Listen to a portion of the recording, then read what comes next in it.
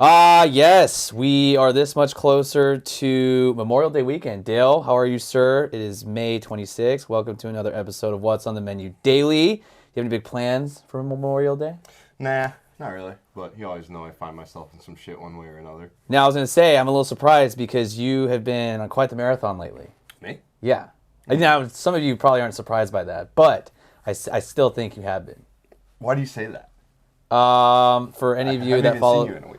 Yeah, yes, you have. For those of you that have seen his Snapchats, his I was stories, annoying on Sunday. his social media. I pray for all my Snapchat friends. I was so annoying Sunday. So now we know why. So Monday when I had that little thing in my truck, now we know Dale made bad decisions again. That should be the central theme of like the whole show of you making bad decisions. But it's good to see you. I'm sure you're gonna get into some debauchery this weekend. I will be out of town. I'm going to be sitting by the pool, kind of relaxing, and hopefully hitting some fucking bets because, God damn it.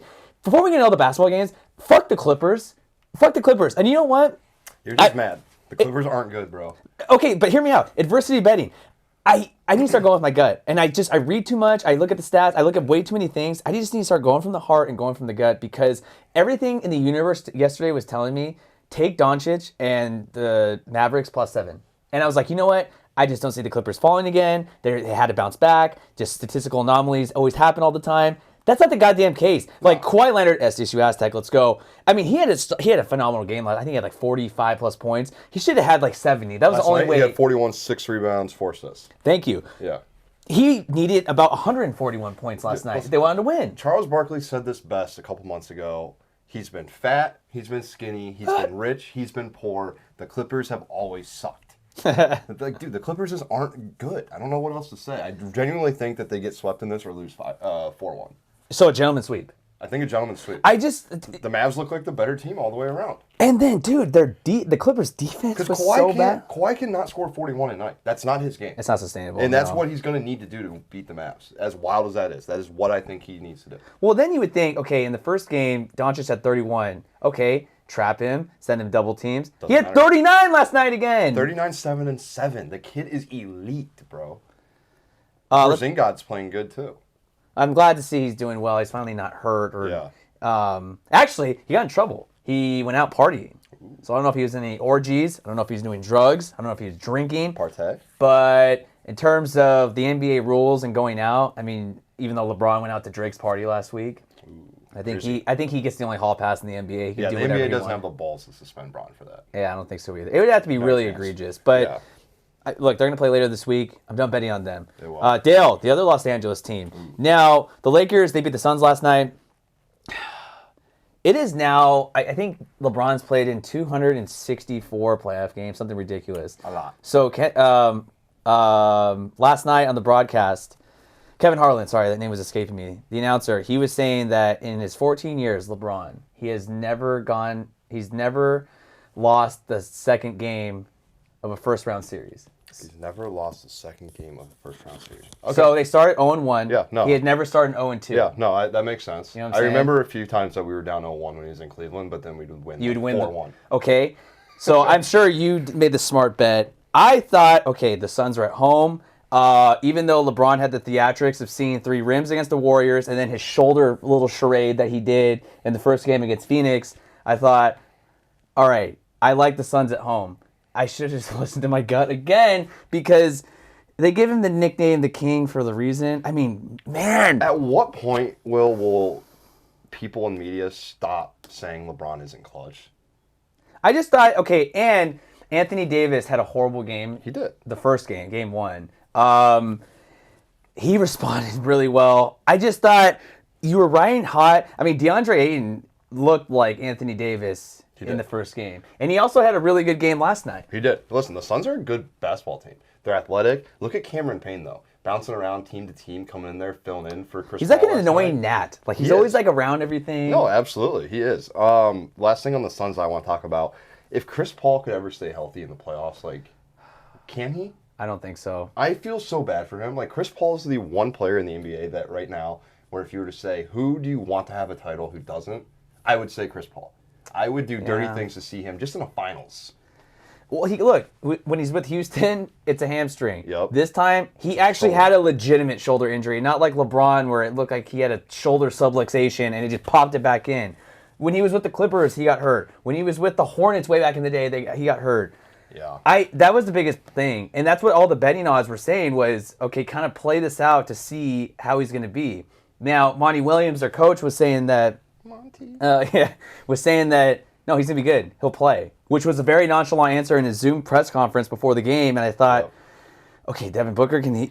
I would think they're going to trap him. This is where Chris Paul takes over. And at that, I texted you last night when they were down. They rallied. They were down by 1. It was 93-92. It was a great ending of the game. Oh, that was where they said it on the broadcast. I think Reggie Miller said it. Chris Paul, that's where he takes over. And when he's on the bench, I was like, "There's no way this isn't happening." That was my thoughts exactly. So we'll definitely keep an eye on that. Last NBA game we're going to talk about. Not going to spend too much time here because it's not going to be much of a series, I don't believe. Celtics Nets. Celtics took the L 109-130. Brooklyn did what they needed to do on the home court, going up 2-0 into Boston. Kevin Durant had 26 points, 8 rebounds, 5 assists. James Harden added 20 points. Jason Tatum was not at his best, 9 points, 3 of 12 from the field, 4 boards, 1 assist. Will, is this a sweep look in the making? Yeah, I think so. So last night I had bet the Nets to cover first half, -5.5. Smoked that. Joe Harris. Look, and I was kind of, I had a prop. Dude, I had a prop for KD and LeBron to have a triple double, and once I saw Harris had like 12 points in the first quarter, I thought, okay, this is what KD should have been doing. But look, good for them. Yeah, this is easy. I think if you want to bet money, hit the over. Hit the over every time with them, smash it, and then bet them to cover. No, without Jaylen Brown, who got hurt. I think he actually fucked up his shoulder or wrist or something. Thanks for coming out, Celtics. Sorry. Participation trophy this year. Come play next year. Dale. I'm going to give you this because I know you're real enthusiastic here. Aaron Rodgers joined Kenny Mayne on ESPN for an interview the other night. Will, break this down for me. How did this go for everyone? First of all, congratulations on a phenomenal career, Kenny. I don't think it's over yet. Watch him join Barstool or something. Or I hope that he joins somewhere where he can have a personality. Let him be himself. Yeah, I think that would be electric. Well, okay, so Kenny Mayne, some of you who don't know, he had his last show on Monday, and he had Marshawn Lynch, he had Aaron Rodgers, he had a bunch of stars all on his last SportsCenter show. And it was kind of funny. It reminds me of like the senior in high school who's taking his last final, and he's just causing havoc in the hallways. He's going in whatever classroom. He's cutting the line at the cafeteria. That's how Kenny Mayne has been for about 27 years. But the fact that he kept mentioning it on his last show. So Aaron Rodgers decided, if I'm in the Packers organization, whether I'm the PR team, specifically the front office, like I'm just so pissed because he makes weekly appearances on Pat McAfee. Yep. He goes onto this interview with Kenny Mayne because they've been good friends before, and now he's in fucking Hawaii with Miles Teller and his fiancee Shailene Woody, living his best life. While the Packers are clocking in, basically. I mean, they're going to work. It's organized OTAs for the offseason. And Rodgers just says, I don't want to be in Wisconsin. I'm gonna go to Hawaii. Just in terms of the interview, I mean, Kenny Mayne did what he could to kind of get the best out of Aaron Rodgers. And he was saying and pontificating about this whole thing about, football is about the people. And it is about Titletown. And it's about Lambeau and Curly Lambeau. And it's about Vince Lombardi and Brett Favre and Bart Starr. Which it just looked like a giant PR move where he was trying to cover his behind and just say... And tell his fans basically, hey, I'm still here for you. Just in case he were to move. I don't think he's moving, Dale. Now, we talked about 2 weeks ago that he might be a Denver Bronco. I don't think that's going to be. I still think he gets traded at some point. I don't know if it's this year. He has one more year after this on his contract, right? Like another year or so. Yeah. But the way that all of his money was backloaded, so he's going to get a bunch. I don't know if the Packers want to eat all of that, and I don't know what team's going to want to take that on and give up a bunch of assets, but... He just doesn't care, and I think he's going to come back to Green Bay. I don't know. It's such a tough spot because he's been disrespected for years, and I understand where he's coming from. Like, the Packers aren't working for me. I'm working for them. I should be more of, I don't want to say a consultant, but like I should have a say in some of this stuff. Like, I've done everything for this organization, for the city. I think he's earned won that right. MVPs, put the team in the best position to win games for 10, 15 years now. They've been at the doorstep to the Super Bowl, 3 times now in the past 5, 6, 7 years? Absolutely. I get his anger. I get his frustration. And I don't know. I feel bad for him. I feel bad for people who, towards the end of their careers, genuinely deserve the shot and opportunity to do what they want to do. Yeah. And it just continuously gets chopped out.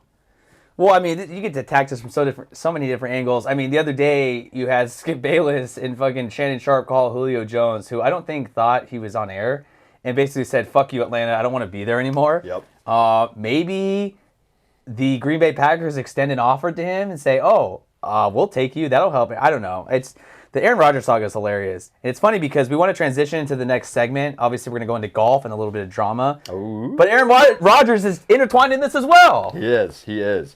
So what's the teams here? You got Tom Brady. So we had the match, match part 2. Another match. So we had last year. It was awesome. During the pandemic, you had Phil Mickelson and Tom Brady versus Peyton Manning and Tiger Woods. Since then, Peyton Manning is doing whatever he wants now, and he's honestly living a pretty good life. So salute to him. He's earned it. Tiger Woods decided to go on get in a car wreck by going 80,000 miles an hour around a mountain. I'm so happy he's doing better. So he's not going to be in this year. Nope. So the match, part 2, fresh off of a PGA Championship win, Dale. Phil Mickelson, our boy, even though you're not a big fan of him. He is what he is. San Diego native. He won the PGA Championship over the weekend, which is phenomenal. Became the oldest player to win a major title in golf. Yep. And now he's running it back. So on July 6th on TNT, there's going to be the match part 2. Phil Mickelson is bringing back his buddy Tom Brady, who just seemed to be two older adversaries that just never want to go away. They're going to be playing until they're 70. Yeah. Now, Dale, the other team that they're playing, the match, is between Aaron Rodgers and your boy Bryson DeChambeau. Dude, it's so Brooks Koepka. Everyone saw it. We posted on our What's on the Menu page. Yes. There was the video. Brooks was getting interviewed. He was talking about putting, talking about how hard it was to putt because the wind's taking the ball. Yeah. If you've ever golfed on a windy course. They were in South Carolina, the Kiowa Island Ocean Course. Hey, listen, we get it. Every time we play at Torrey and it's windy, we feel the same Yeah, thing. near the ball, coast. Yeah, the ball just goes. So I get where Brooks was coming from. DeChambeau walks by, decides to be a little jackass. In metal cleats. In metal, like, Yeah. click, clack. Remember the click, clack commercials with Under Armour? Yep. Back in middle school? Click, clack, click, clack. Walked by, goes, just hit started on the right line and it won't be an issue or something along those lines. And Brooks just gives an eye roll from hell. I mean, deeper than like Lindsay Lohan and Rachel McBride in Mean Girls. Like that, like his eyes rolled so far in the back of his head. I think he saw like Literally, dude, behind him. It was incredible. So that happened the other day. Today, when the news of the match comes out, Brooks Koepka just decides to tweet at his buddy Aaron Rodgers and says, "Sorry, bro." Tweet done. Tweet done. Bryson DeChambeau comes back in with the response of, "It's nice to be living in your head rent free." Which in a sense, even though it seems like we're Team Brooks at this point, I'm Team Brooks. I don't have a problem with DeChambeau. I respect what he's done. He works hard. But for him to go out and say that it is kind of true. He is kind of living rent free. I wouldn't say beachfront property in his head, but it's More pretty like Canton, close. Ohio trap house. Maybe you have a lake. You have a lake at your house, so maybe it's a lake house. It's a pond. It's lakefront property. The whole going back and forth is so funny. And then Tom Brady. So we mentioned at least once a week that he has his own social media episodes where he's like the older dad that figure out how to Photoshop. He figure out how to use GIFs. He figure out how to use everything on your phone. So he's kind of late, but it's like, all right, he's the GOAT. He's won 7 Super Bowls. You're going to give him the benefit of the doubt. So he's definitely egging this on. And it's funny because on Twitter, when you mention a handle, everyone sees the conversation. The meme will pop up here, but Tom Brady tweeted a meme too from the interview video. It had Bryson walking by, smiling, and it just says, "Bryson, happy to be here." And it has Brooks rolling his eyes, and it has Brooks saying, "Aaron realizing when he has to spend a whole day with Bryson." So Tom Brady tweeted that out, only to be followed up by Bryson saying, with a picture of a deflated football, at Tom Brady, "Once Aaron Rodgers and I take you and Phil Mickelson, you will feel just as deflated as those balls in the AFC Championship game."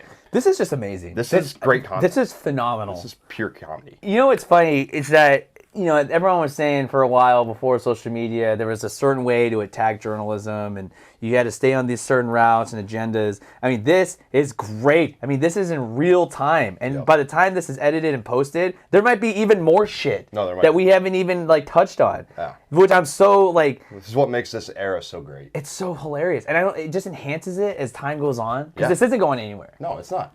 It's not. So we will catch back up on this probably Thursday or Friday, see if anything else happens, because I love the storyline. I think this will be around for a couple days. Yeah. But special of the day, the MLB has decided to put out some dumb fucking hats. I'm not going to sugarcoat it. Dumb. And I've never seen a hat dumber than the Padres one that they tweeted out. Can we talk about this? Like, Yes. You guys aren't actually going to wear those, right? No, okay, so that, by the way, Dale, the Indians have one as well. I haven't been able to find it. Yeah, they're under a lot of scrutiny, I'm sure, because it's hard with the whole Chief Wahoo and everything. We'll stay away from that. So the MLB, to provide context for If everybody, it's a dumb Indians hat, I'll say it's a dumb Indians hat too.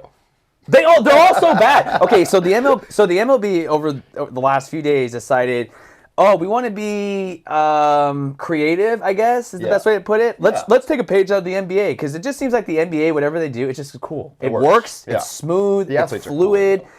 Yes, there's everything about it. So the MLB just decided, okay, let's just try to take something that's broke and make it even worse by breaking it more and just shattering it. Give me like break it in 2 and break it in 6. yeah, and then get a mallet and then fucking break it more, light it on fire, flush it down the toilet, like everything.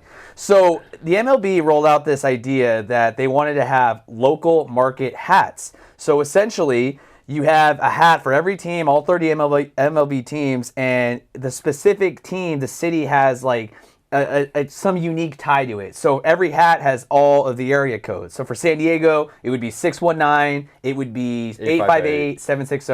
Yep. What are the ones in Cleveland? What are the 330, 216. I think those are the only two. Yeah, okay, Colorado, 719, 303, 720. So it has that. Yeah. So there's other like kind of weird, quirky things on it. So on the San Diego hat, it has like a burrito or a taco. It has a Taco Tuesday, of course. It has the California bear from the flag on it, which no one really reps unless you're going to like a fucking post office. You don't really see a the cow game. or a cow game, sure. You don't see the California flag. And then it says America's Finest City. It has all these quirks, you know. So like New York has like the Big Apple on it. We are America's finest city, though. We are America's Finest City. It's just so fucking dumb. Like, it's just ugly. Dude, it looks like, okay, so there's the thing called the Del Mar Fair. So it looks like guys like back in like the mid 2000s when they had MySpace, like the guys that would put it on and took a picture in the mirror, like that's what it looks like. Or like you go to a liquor store and you want to go get, you know those hats that says like California Beach Light that are clipped together at the liquor store next to the hot Cheetos? Like that's what it fucking looks like. It's so fucking bad. It's not pretty. And like you said, once I see the Indians one, I'll make fun of it as well. All right, we're going to leave you on this. William, congratulations. First place Padres. Let's see if you can hold it up. That division is elite. Dodgers are also streaking right now, very upwards. Indians are holding their own. I think they have the 4th or 5th best record in baseball right now. I'm so glad to see you wearing this, by the way. Listen, Thank you. dude. I missed this a lot. I don't know. I miss not hating the Dolans, yeah. I hate the Dolans still, but like I love my boys of summer. Like every morning, like you know how it is. Like it's so hard for me not to look. I've looked for 27 years. And I keep track. I know that we're good. I know we have a good staff. Our run differential is not going to set us up for success long term right now, so we need to figure something out there. But I told you, we had the good enough pitching that we were going to be around 500 and that we were going to have an opportunity. But if we get into the playoffs, we are going to get smoked. Shellacked. In a series, because we can't keep up with the top tier teams when they have the equivalent pitching that we do. Yeah. Especially when it matters. But you know what? Positive vibes only. Jose Ramirez is playing lights out. He's one of 2 players in baseball with, I think it was 40 home runs in his last 162 games and 40 doubles. Playing very well. Our bullpen's good. Shane Bieber's doing Shane Bieber's things. Adam Savali's 7-1. Don't know if you knew that or not, but yeah. Look, a lot of the Padres prospects were sent over to the Indians. So it's basically like the Cleveland Padres or the San Diego, like, you know. Yeah, no, we have a ton of crossover, but you know that's why we're here. Don't forget to follow though at WOTM Daily, Twitter, TikTok, Apple, Spotify, YouTube, at Will Galvez, at Arendelle_, at JP25 Media. Have you guys yourselves a good Wednesday. We'll have bets coming up on the story pretty soon. See you guys later. Don't buy those hats. No, they're all Don't buy those local market hats. Don't support them.